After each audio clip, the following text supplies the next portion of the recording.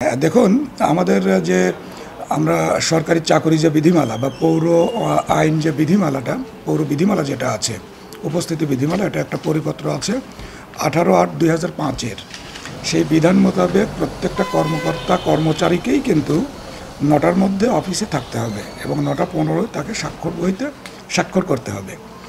এখন আমি এসে যেটা দেখলাম যে 9টার সময় বা 9:15-র মধ্যে আসলে যথাসময়ে উপস্থিত কাউকে আমি পাইনি।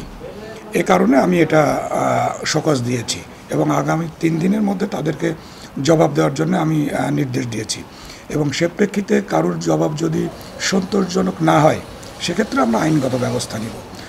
আর এটা আমরা কম বেশি সবাই জানি যে আমাদের পৌরসভায় অনেক ইঞ্জিনিয়ার আছেন যারা বাইরে কাজ করে, হয়তো রাতেও কাজ করে অনেকেই, তারা হয়তো বাইরে ছিলেন, তারা সেভাবে জবাব দেবেন। তবে এই পৌরসভার কাজের গতিশীলতা নিয়ে আসার জন্য পৌরবাসীকে যাতে আমরা আরও ভালোভাবে সেবা দিতে পারি এজন্যই আসলে এই পদক্ষেপ।